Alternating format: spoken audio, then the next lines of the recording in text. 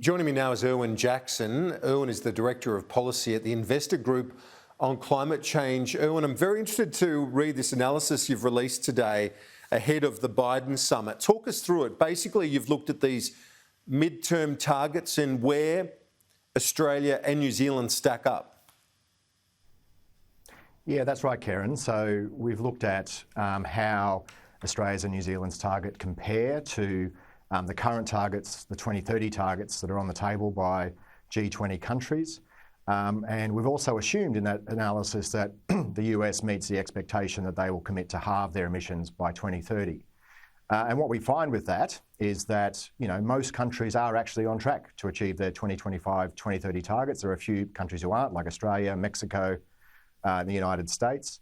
But what we also find is that Australia's current target risks falling well behind other OECD countries or other major emitters and trading partners within the G20. And just to give one example, if we achieve our target and the other countries achieve theirs, then our per capita emissions will be the third highest within the G20, and we'll be sitting up there with Saudi Arabia and Russia.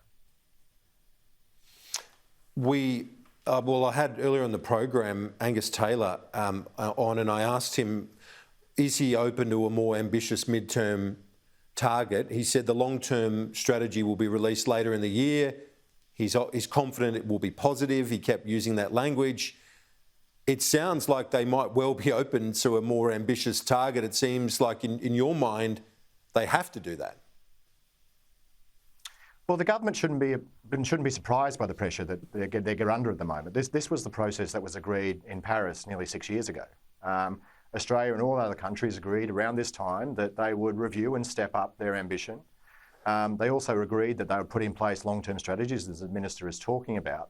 But critical underpinning of all that is that the key benchmark in which needs to be assessed is whether the targets and actions that countries are putting forward are consistent with the long-term goals of the Paris Agreement to limit warming to 1.5 to well below 2 degrees. And if you look at that and you look at how other countries are comparing, none of us are really on track. All countries are going to need to step up.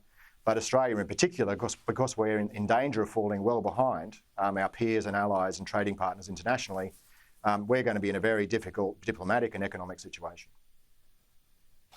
And emissions per person, as you alluded to, on the current target has us third last of the G20 nations.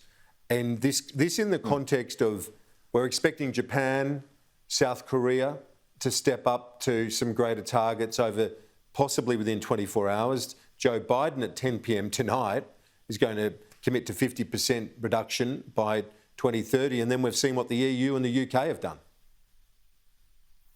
Yeah, and I think the important shift here is that we're seeing action not just from Europe and the UK and from the Biden administration. We're actually increasingly seeing action from nations which traditionally have been alongside Australia in being relatively weak in their international commitments, such as Japan.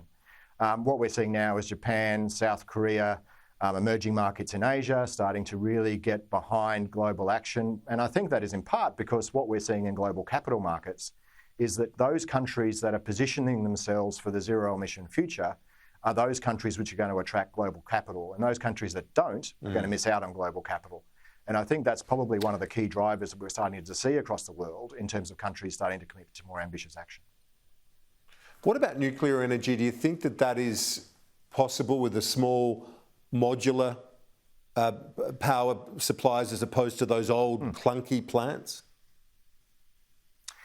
Well, IGCC or the Investor Group on Climate Change is not really into technology beauty pageants. I think the core issue is that to achieve net zero emissions, we are actually going to need action across the entire economy. It's going to need action in the electricity sector and various countries. Some countries will use nuclear, some countries won't.